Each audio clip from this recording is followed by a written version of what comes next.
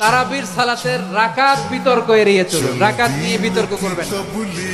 8 রাকাত 20 রাকাত নিয়ে যে মারামারি এই দেশে, এটা শয়তানের ফন্দি। চিল্লায় বলেন, এটা কার ফন্দি? আমরা 20 রাকাত পড়ি, আপনারা হয়তো 8 রাকাত পড়েন, কোনো অসুবিধা নাই। আমরা যারা 20 রাকাত আমরা পড়তেছি, আমরা 20 রাকাতের কথাই বলি। 20 রাকাত আমরা পড়বো আজীবন। সৌদি আরবে মক্কা মদিনায় 20 রাকাত পড়ে, কোনো অসুবিধা নাই। অন্যান্য মসজিদগুলো 8 রাকাত পড়ে। এই নিয়ে এদের মধ্যে মারামারি আছে? হ্যাঁ, এই জন্য রাকাত বিতর্ক এড়িয়ে চলবেন। প্রিয় ভাইয়েরা, আপনার আমল আল্লাহর কাছে কবুল হবে সংখ্যার বিচারে না উত্তমতার বিচারে? বলেন তো, সংখ্যার বিচারে না উত্তমতার বিচারে? উত্তমতার বিচারে। কত চমৎকার ভাবে আপনি আল্লাহর সামনে দাঁড়াতে পারছেন এটা বিবেচ্য। রুকু সেজদাগুলো সুন্দরভাবে করবেন। রুকু থেকে সোজা হয়ে দাঁড়ানো ওয়াজিব। 2 সেজদার মাঝখানে সোজা হয়ে বসা ওয়াজিব।